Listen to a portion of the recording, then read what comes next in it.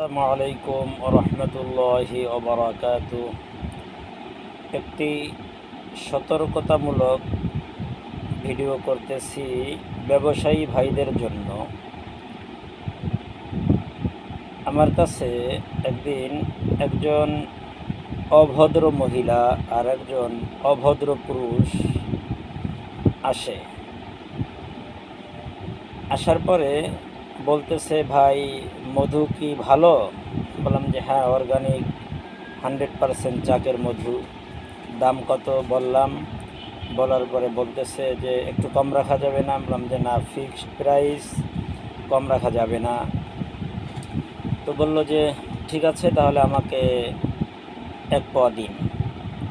দিলাম। দেওয়ার পরে এই অভদ্র মহিলা বলতেছে ব্রাশ কত? আমি দাম বললাম। দাম বলার পরে বলল যে একটু কম রাখেন। আমি বললাম না, কম হবে না, ফিক্সড প্রাইস।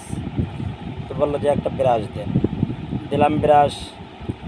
দেওয়ার পরে বলতেছে যে আচ্ছা ঠিক আছে, নেন, টাকা নেন।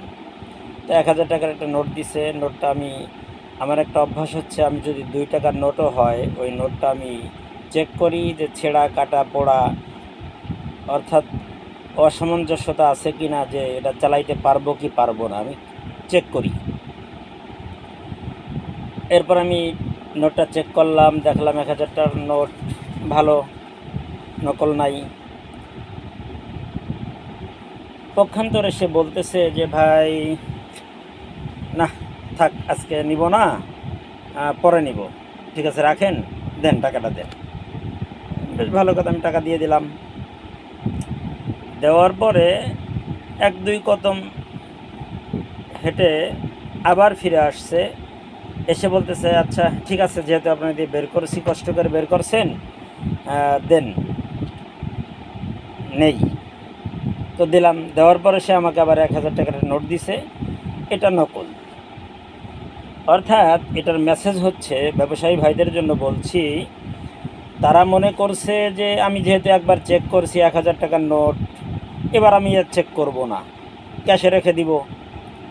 তা আমি যখনই চেক করছি তখন দেখতেছি যে এটা নকল একটা নোট। আমি বললাম যে ভাই এটা কি নোট দিলেন, এটা চেঞ্জ করে দেন।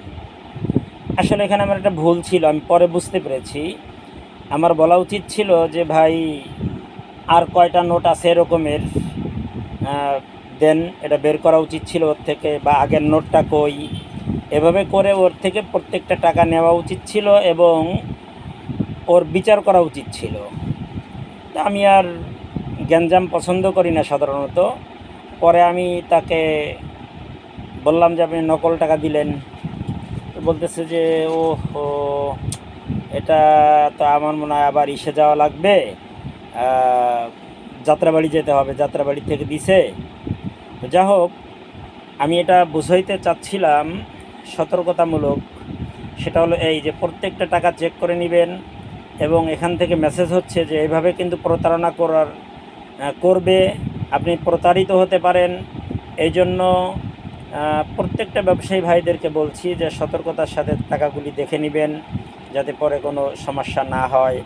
আর যদি শিক্ষামূলক, সচেতনতামূলক ভিডিও হয়ে থাকে আপনার কাছে মনে হয়, তাহলে আশা করি ভিডিওটি শেয়ার করবেন, যাতে অন্যান্য ভাইরাও যেন সতর্ক হতে পারে।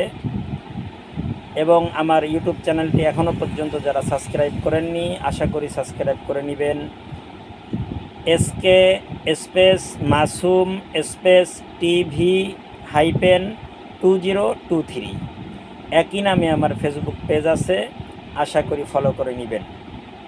এবং যারা সহি শুদ্ধ করে কোরআন শরীফ শিখতে চান, তারা আমার ইউটিউব চ্যানেলটি সাবস্ক্রাইব করবেন এবং ভিডিওগুলি ভিজিট করবেন। আশা করি আল্লাহ তাআলার পবিত্র কুরআন শরীফ সহি শুদ্ধ করে পড়া শিখতে পারবেন। আসসালামু আলাইকুম রহমতুল্লাহি ওয়া বারাকাতুহু।